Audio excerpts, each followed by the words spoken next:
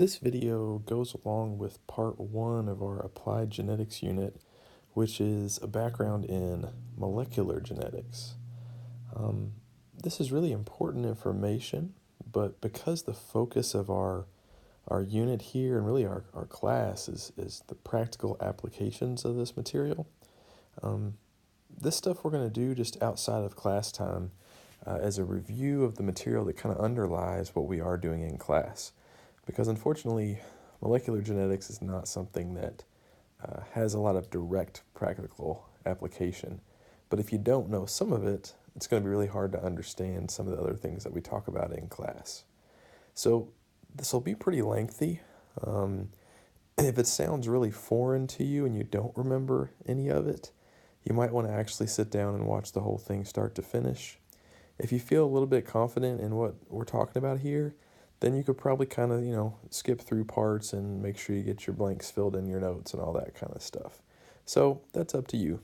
But most of this, I hope, is stuff that you've sort of heard before. So molecular genetics means tiny stuff, right? So if we're talking molecular genetics, we're talking about DNA, RNA, how that's handled inside the cell. And then as we continue to move forward, we're going to look at sort of the bigger applications. So sort of genetics and how it looks at the level of the organism, and then how we use genetics in the medical field and in other fields as well.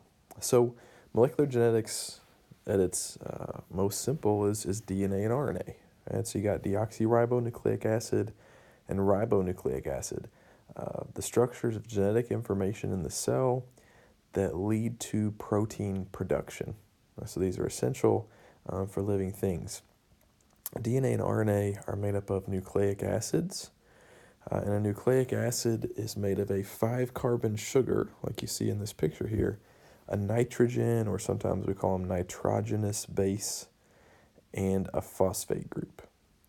Now, one of the distinctions between DNA and RNA is the type of sugar they have. So ribonucleic acid has the sugar ribose, which is here on the left, and deoxyribonucleic acid has the sugar deoxyribose. And as you can see here, they're named appropriately because deoxyribose tells you that they have one less oxygen missing from right there.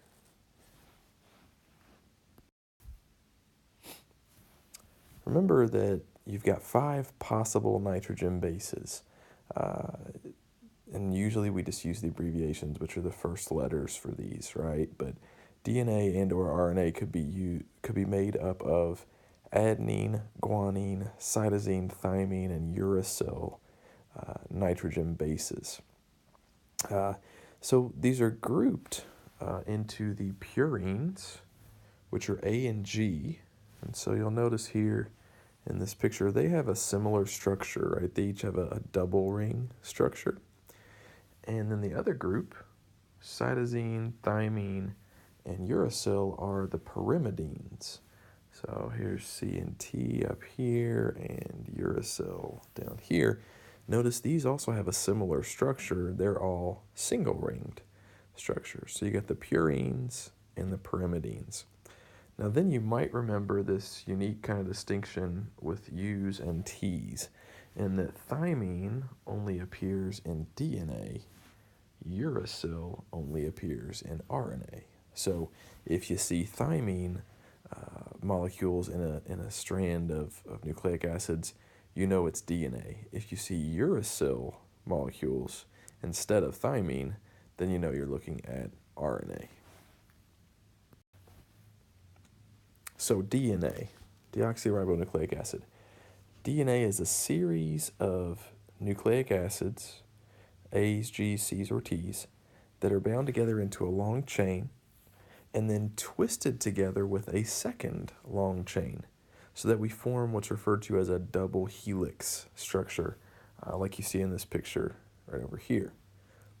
Now, DNA is found in the nucleus of a eukaryotic cell, like yours and mine, and this is how you store your genetic information. And the use of that genetic information is one of the things that we'll be talking about in our class time together over the next couple weeks. So DNA is a series of genes, or is an expression of genes, and these are the words of your cellular information, right? So you have a gene for whether or not you have dimples when you smile. You have a gene for whether or not your earlobes kind of hang loose or they're attached to the side of your head. And so these genes are the words of your genetic information. Now, the way that a DNA strand forms this double helix is through base pairing, which I hope sounds kind of familiar, meaning that the nucleotides on one strand line up and form bonds with the nucleotides on the other strand.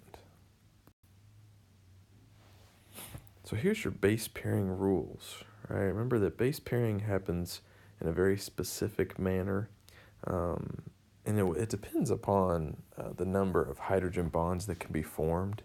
So basically, every base pairing is a purine bound to a pyrimidine. So that way you get this kind of standard size there, and then it is a specific purine with a specific pyrimidine because different ones prefer to form 2 hydrogen bonds while other ones prefer to form 3 hydrogen bonds.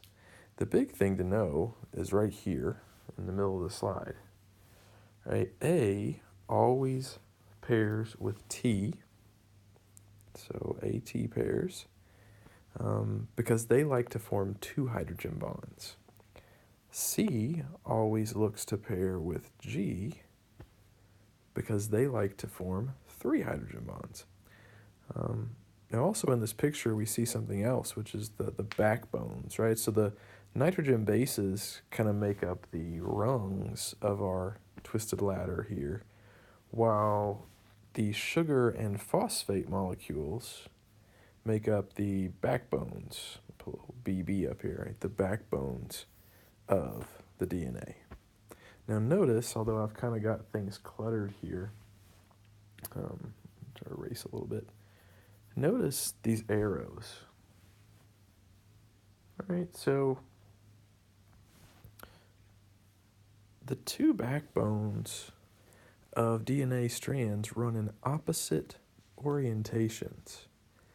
So basically, one strand is running this way in your cell, while the other strand would be read this way.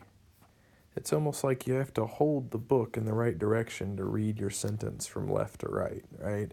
So this DNA strand here on the left would read T, C, G, A, T, G, while the strand over here on the right would read from top to bottom, so it would be C, A, T, T, G, G, A. We call this an anti-parallel arrangement, and this is a new concept that we don't introduce freshman year, so this is probably the first you've heard of this. Means the strands actually run in opposite directions. Now the beginning of a strand is referred to as the 5' end, and the end of the strand is referred to as the 3' end. You don't have to really know where those numbers come from or what that's getting at, but that means the DNA runs from 5 to 3, and each strand runs in an opposite direction. That is not too critical in terms of taking a test or something, but it's going to matter here in a minute when we start talking about something else. All right, so then RNA background. RNA is super similar to DNA. The primary difference we already saw was that they have a different sugar in their backbone here. The kind of secondary difference is that it's usually just single-stranded rather than a double strand. Now, that doesn't mean that it can't base pair. RNA can still form base pairs between AT and GC. The big difference that you might recall from freshman year is that we're going to see U's instead of T's when we look at an RNA molecule, which means that, that's a nice way that you can tell if you're looking at RNA or DNA. Now, the primary job of RNA is to lead to protein synthesis, and it sort of works like a middleman between DNA and the protein. One exception I put on here is that there are viruses that just store their info as RNA. So some organisms only use RNA, but certainly that's not how we are. We have our DNA stored in our cells, and then we make RNA from it. So a little bit more about RNA here. When a cell is ready to use the information that you have in the DNA, meaning make proteins, we make a copy of the DNA as an RNA strand that we send out to do that.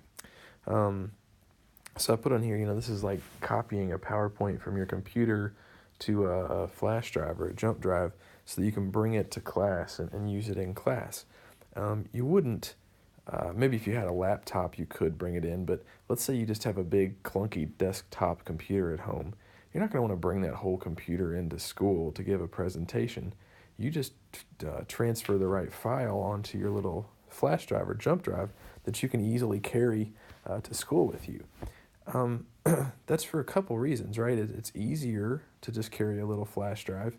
It's also safer to just carry a flash drive versus your entire computer with all that information on there, right? So, when a cell is prepared to make proteins, that process has to happen out in the cytoplasm, which is sort of a scary place.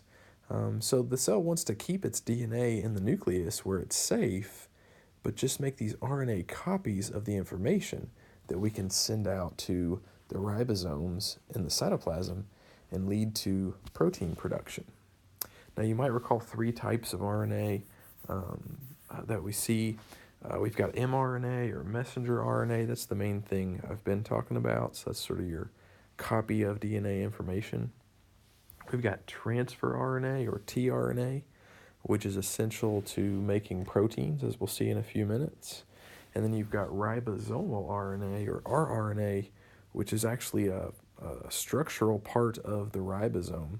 So a ribosome is basically just made of protein and rRNA.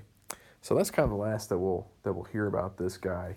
But these two we're going to look at in greater detail. Here's just a picture from your textbook showing you those 3 types of RNA. All right, so now what we need to do is we need to cover 3 tasks that the cell does in terms of DNA and RNA. The first task is DNA replication, or in other words, copying of the DNA. Now, a while back at the start of the year when we kind of did all that cell stuff in that Bio 101 unit, we talked about mitosis, right? And how you had to copy the DNA during interphase before you could do mitosis. But we didn't talk about how, right? We just left it at that you have to copy DNA. Now what we need to look at is on that molecular level, how does a new strand of DNA come about? And the first thing that scientists had to realize is that a new strand of DNA always comes from a pre-existing strand of DNA. So you have to have DNA and then copy it to make new DNA, hence the name DNA replication. Now, you can break down replication into 4 steps. Your textbook actually breaks it into 3, but I feel like they kind of leave out something that's quite important here, so I call it 4 steps. We're going to bind enzymes to the DNA we have.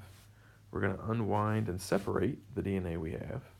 We're going to make our new matching strand from each of those original strands, and then we're going to do what I call cleaning up the strand in the end. All right, so first thing that has to happen, and I used my PowerPoint wizarding skills here on these pictures. The first thing that has to happen is something called a replisome, or enzyme, will bind at the replication origin. So this group of enzymes, right? This is a group here. This group of enzymes are going to bind at the replication origin, the place where we want to start DNA replication. After that happens, the first thing that comes into play is an enzyme called DNA helicase.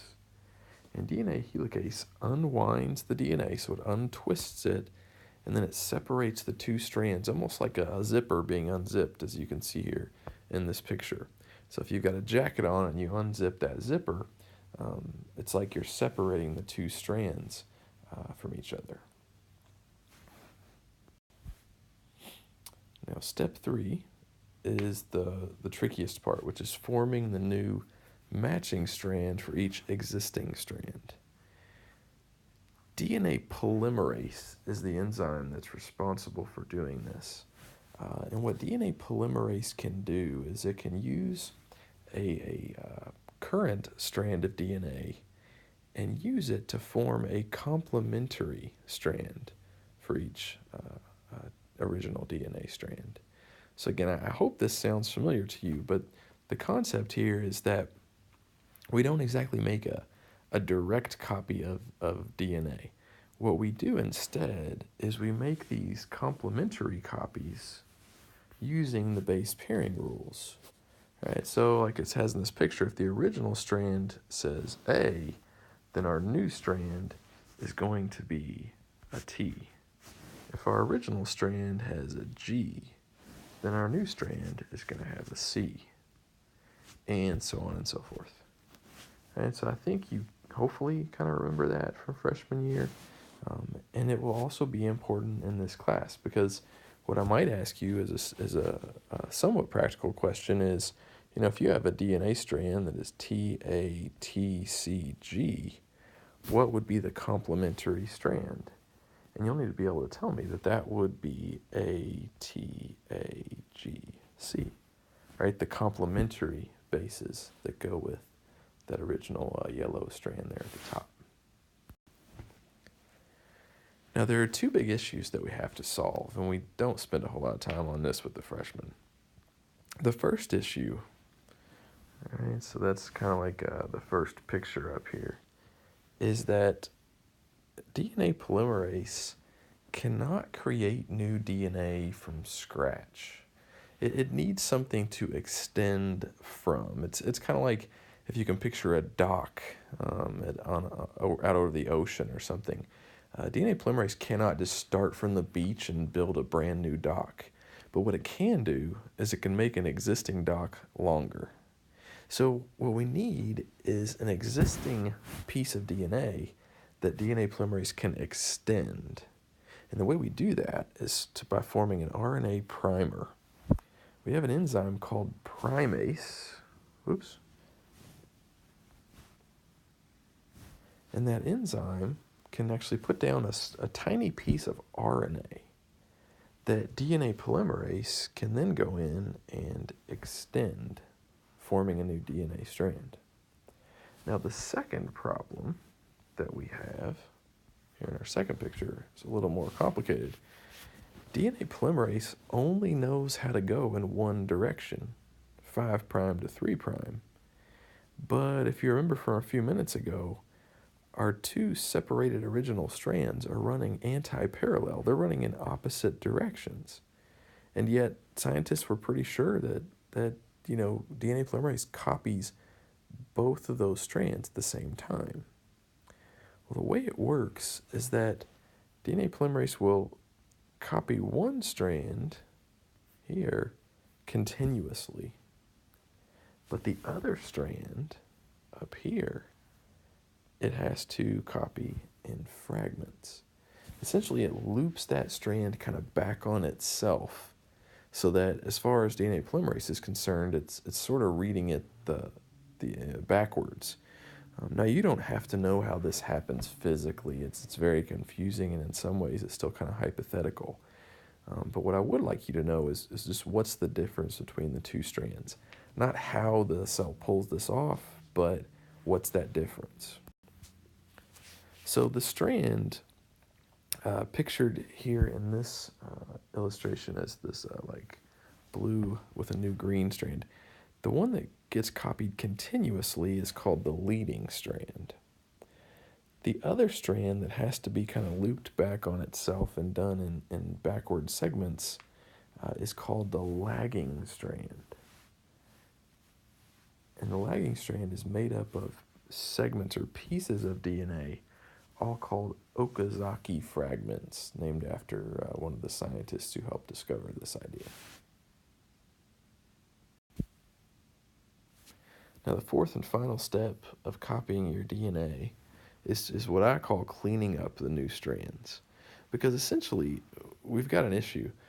When DNA polymerase finishes copying the DNA, you've got kind of a mess. You've got a leading strand that has been copied, but that copy has a big chunk of, or a little chunk of RNA, the primer, at the beginning of it.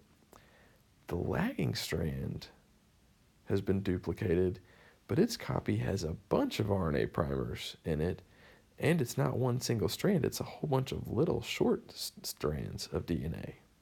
So you've got another enzyme called DNA ligase. And DNA ligase can come in, help to cut out the RNA primers, and then tie all those ends back together. So DNA polymerase is also involved in this process, and then ligase is able to tie the strands together. So here's what this looks like. The red would be our original DNA that we started with. The purple would be our new DNA that we've added, but then you've got these yellow segments, which are our RNA primers. So what happens is DNA polymerase comes in, cuts out the primer, and lays in there some new DNA, and then when it gets to that next point that we need to connect, that's where DNA ligase comes in and ligates it or ties it together to give us one nice, new, consistent DNA double strand. Now, the result of doing all of this is to take your old DNA double helix and make an identical copy of it by complementary copying either side of it. Now, the way that this occurs, you see in this picture, there were several different hypotheses about how DNA was copied. But eventually, scientists settled here on number 2 in this picture, the semi-conservative model of DNA replication. The idea is that you separate your 2 strands, we'll say it's the blue here, right? And then you copy each of those, your new red ones. This is going to give you 2 identical copies of DNA in the end. But the reason we call it semi-conservative is that half of that new double-stranded DNA is actually the original. Right? So notice that each of these has, a blue strand and a red strand now. Those blue strands being the original strands. And this just appears to be the simplest way that cells can do this in a very energy efficient way. All right, now to what I believe is the more interesting part of molecular genetics, and that's how do you actually use the information that's stored in your DNA. And what you do is you make proteins. Right? So when we talk about the use of DNA information, what we're talking about is going from DNA to RNA to protein. And for our cells, at least, this is going to involve moving from the nucleus, here with our DNA, out to the ribosomes, where we can actually make protein.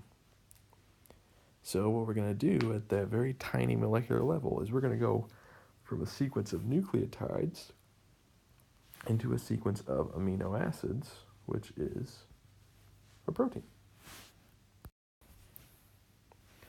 Now, the first step and the second task we're learning here to go from DNA to protein is to go from DNA to RNA through a process called transcription.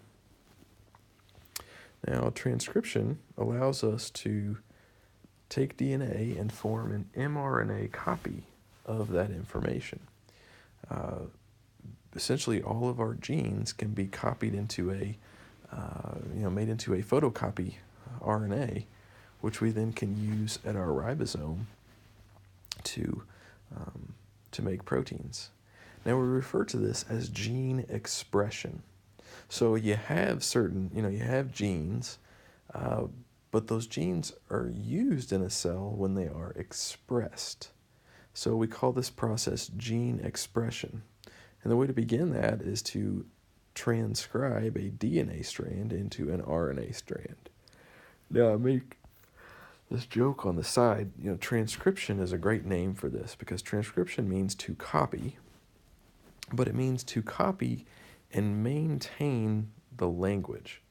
So, for instance, if you go from spoken word to written word, that's transcription.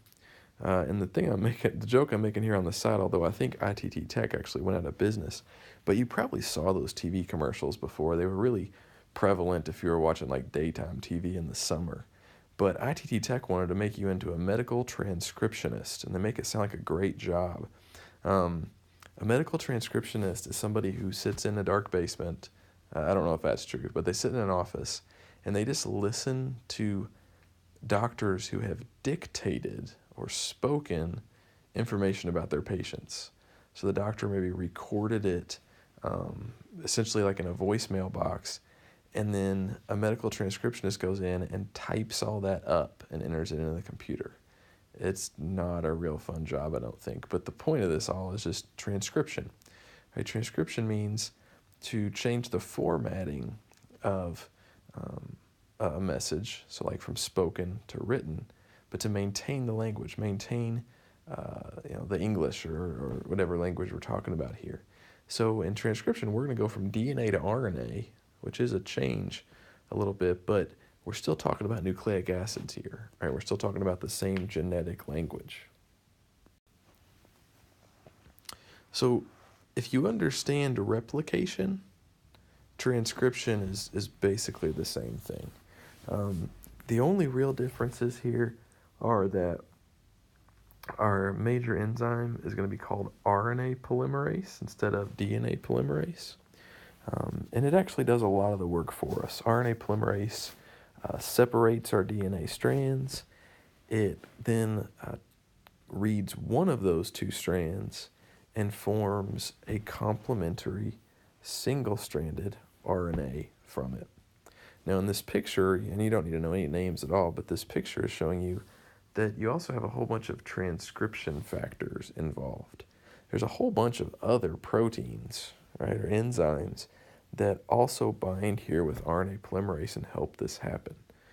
But the gist of it is just that we take, one of your DNA strands and copy it into a single-stranded complementary RNA strand. Now, big note here at the bottom, though. Don't forget that this new RNA transcript, this new RNA strand, is going to not only be single-stranded, but also be built with U's instead of T's. So again, I might ask you to do something like this. Let's say that you have a DNA strand that is ATTACG. And I ask you, what would be the complementary RNA strand for this? Then you would be saying U, because that's your new base pairing buddy for A, since we don't have any T's here.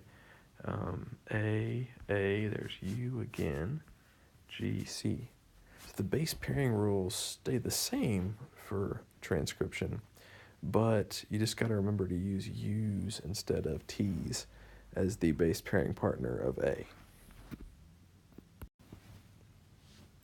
Here's your book's picture of transcription, where we separate our two strands. This big circle here is our RNA polymerase, and it is able to make this single-stranded RNA by copying or making a complementary copy of one of those DNA strands. Now, after transcription, the RNA has to go through something we call a post-transcriptional modification, which is a big mouthful. But essentially what it means is the RNA is not quite ready to do its job.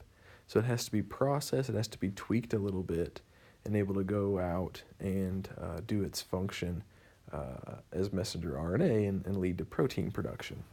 So a primary transcript, the initial RNA that we make, might be anywhere from 5,000 to a couple 100,000 nucleotides in length.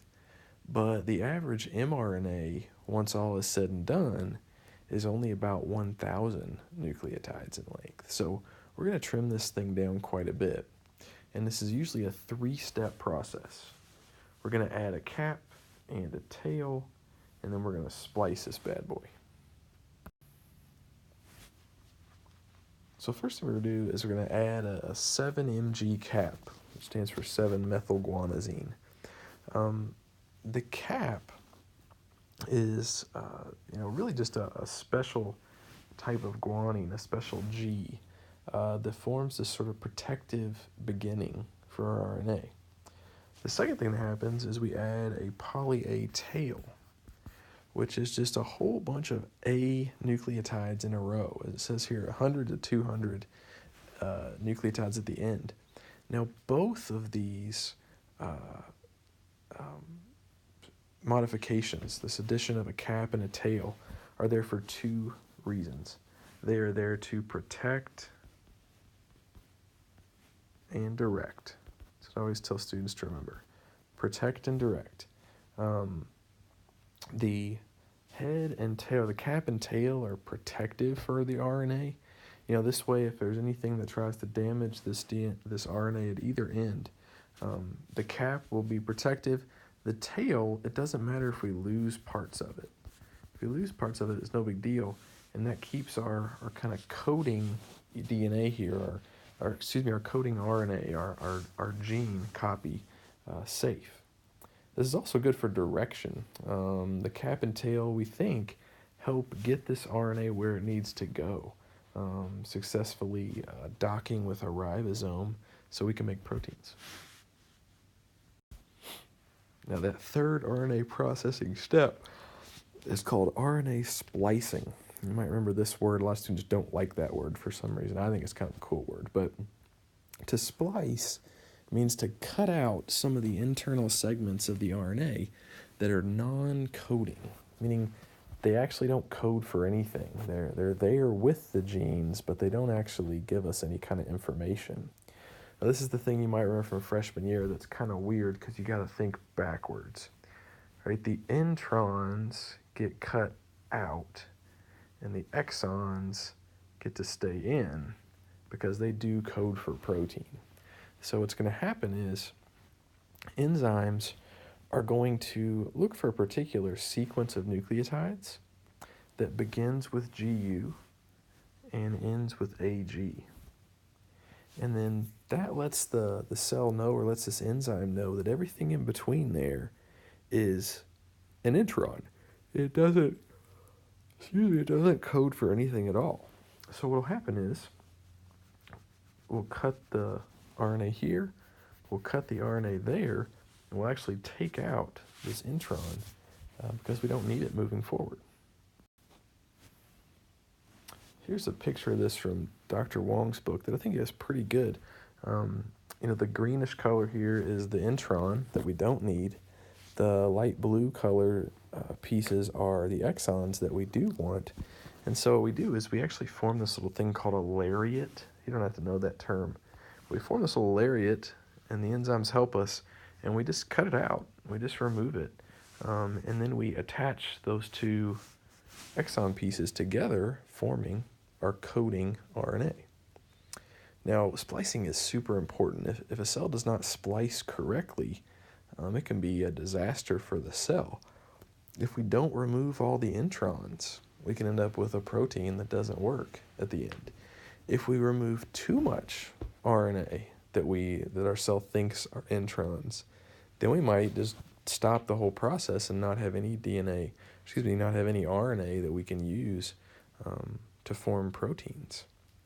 Now, one other thing that's kind of cool that we'll probably get into a little bit later this year is that different cells can splice the same gene in different ways, giving you a different outcome.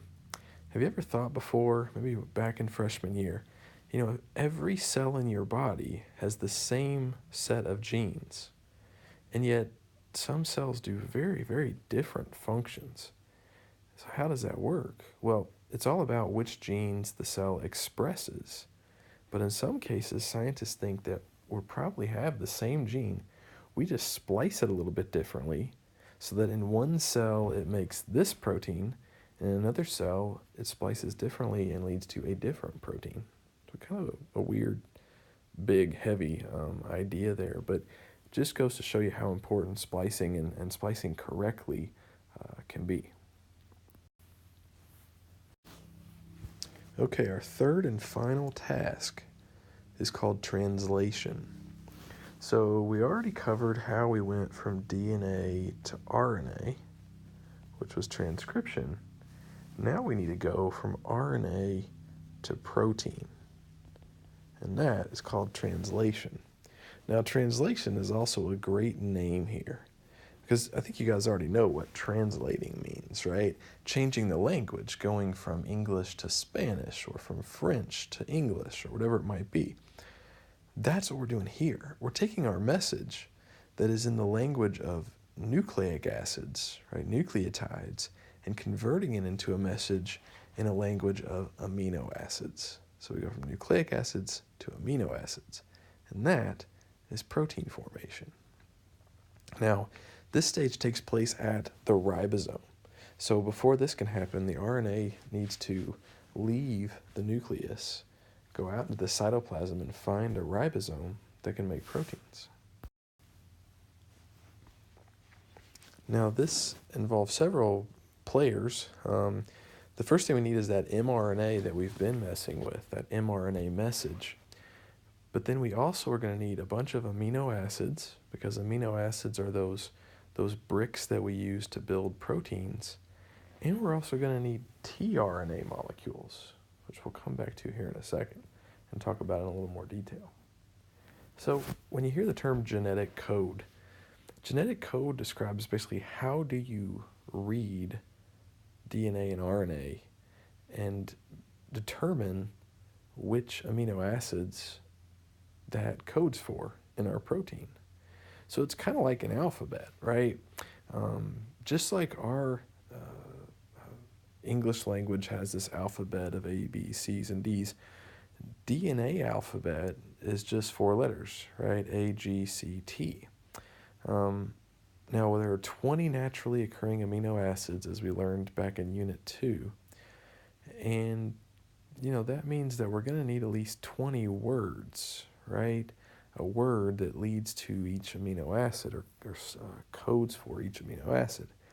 So the simplest arrangement, as we talk about freshman year, is to use 3-letter words or 3-letter codes.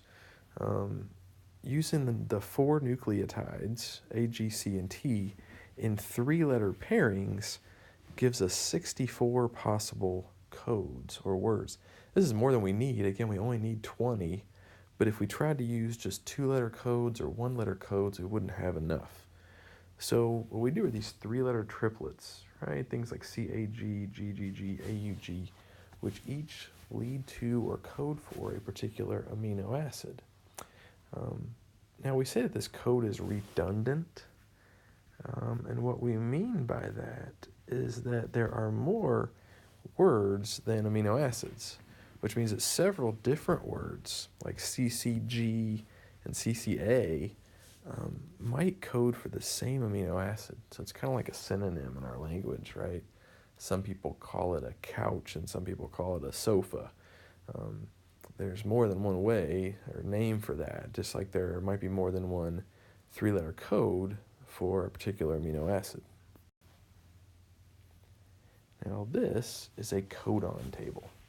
So I think I've avoided using that term so far, but a codon is a 3-letter word in mRNA, or a 3-letter triplet that we can then use to code for a particular amino acid. Now, as freshmen, we use that circular wheel table usually for determining which codon goes with which amino acid, But that's not realistic. That circular thing we use freshman year, it's nice and it's, I think, pretty easy to understand, and that's what your textbook suggests. But in kind of real life, in college and beyond, researchers use a codon table that looks like this, which is sometimes referred to as a triangulation table. Because what we're going to do is we're going to look at the left-hand side and the top and the right-hand side. Right? So it sort of forms this triangular thing to tell us which amino acid we are looking for. So let's do a couple of examples real quick. Let's say that we have the codon CCG.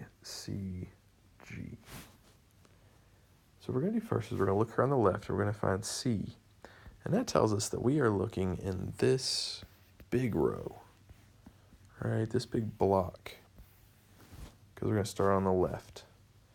So C, then we're going to go C here at the top, because that's our next stop. So now we know that we're going to be looking right here, right, in this part of it. And then we're going to go from the right. So we got C done, C, and then G here on the right tells us that we are looking right there. So CCG codes for proline. And let's do one more real quick. I'll erase this. We're going to leave some little ugly things here and there. But okay, let's say that we have AGA. We'll go with AGA. So again, we're going to start on the right. So say A. So that's going to put us in this block here. Then we're going to go, our second one is going to be G. So that's going to put us in this block here. And then AGA means we're going to look specifically right here. And so that one would equal arginine. Now again, notice that the code is redundant. If you have C, C, anything, it gives you proline. So CCA, CCU, CCC, CCG, all will give you proline. That third spot on a codon doesn't usually have to be too specific. Haha, all right, so translation. Translation is going to involve tRNA. And while tRNA is technically referred to as transfer RNA, I always thought about it when I was in school as the translating RNA. And the difference between tRNA and all the other things that are out there is that tRNA is like Senor, right, whom we all know and love. Senor seamlessly switches between English and Spanish. And if I'm not mistaken, knows more languages than that as well, because he's an extremely bright man. But he knows Spanish and English. I do not, right? I know basically enough Spanish that I could probably survive in a country that speaks it there, but not very effectively. I mainly just know English. Most of the molecules in your cells, or let's say most of the parts of your cells, they can only read either genetic material or protein material. They can't do both. But tRNA understands both of them. tRNA has one end that understands the language of proteins, amino acids, and has another end that understands the language of DNA and RNA, nucleic acids. And so tRNA is our translator. Right? tRNA is our translator because it can go from nucleic acid to amino acid or protein in our cells. Now here's my man, last year one of our foreign exchange students from Argentina for a day at least. I loved this guy. You know, if you remember, he stood like this throughout the entire announcements, just super Rico Suave. And so I had fun with it for the rest of the year. I was always talking about Rodrigo Montoya, which was the name I gave him and was not his real name. And I can just picture him walking up to all of you and being like, "Hola, chica, how you doing?" So he also could be a translating RNA. So as we were saying here with the picture, one end has a 3-base anticodon. Anticodon meaning the opposite of a codon, right? The complementary bases of a codon in your mRNA, while the opposite end of our tRNA molecule has an amino acid, right? Corresponding to whatever codon we're working with here. So when we attach an amino acid to a tRNA, it's called charging. So sometimes you see this mention of charged tRNA. Now, your best bet at this point, and I would encourage every single one of you to do it, is to go and watch the Tic Tac video. If you had me previously in class, you've seen the Tic Tac video before because I use it in my freshman course, in biomed, and even in AP biology. It is just a great little 30-second video or 1-minute video that shows you, using animation, how translation occurs. It's really hard to describe in words, but if you watch this video and to see it, I think it'll make a whole lot more sense. So translation has 3 steps. There's initiation, elongation, and termination. Initiation occurs when the ribosome finds a start codon on your mRNA. So you might recall that you've got this start codon, sorry I covered up there with black, which is AUG. Now AUG actually codes for methionine, right, one of the amino acids, but it is also your start codon. This is where the ribosome should begin to translate the mRNA. So when the ribosome finds the start codon, the appropriate tRNA shows up, bringing methionine with it, and brings that amino acid to the party. Now, step 2 is elongation. And elongation, as you'll see in the video, the ribosome actually moves along the mRNA, reading each 3-letter codon. So when it lands on a codon, it calls for a particular tRNA to come and bring the next amino acid that it needs to build this protein. Now, inside the ribosome, there are 3 binding sites, the A, P, and E site. These letters stand for more technical words, but I would encourage you to remember it as the arrival site, the protein site, and the exit site, because that's really what's happening. The arrival site is where the tRNA come in, right? The protein site is where you see your growing peptide or growing protein. And then the exit site is where tRNAs leave after they've given their amino acid to the new protein. Now, eventually, the ribosome will reach one of the 3 stop codons, which you don't really need to memorize because you can always look them up on the codon table, which, by the way, will always be accessible to you. So on a test, on whatever, the codon table is a tool, it is not something to memorize. So just make sure you know how to use it and you'll be in good shape. So when the ribosome gets to UGA or UAG or UAA, it will stop. Essentially, the ribosome will let go. The new protein will get released to the cell where it can be processed and then used. The mRNA we were reading can actually be used again. Ribosome can make another protein from it, or we can just get rid of it. So I know that was a lot. Like I said, this video is pretty lengthy, but that's all the background material that's going to go with what we move into next. And again, some of the things we do in class, you won't need to know this stuff. But other things we talk about in class, particularly when we talk about types of mutations that lead to disease, you're going to need some background in this molecular material. So please don't hesitate to ask me questions about this as we move forward. We might kind of review a little bit of this stuff as we go in class, but for the most part, this is something that you're going to look at independently. So thanks for listening, and I'll see you in class.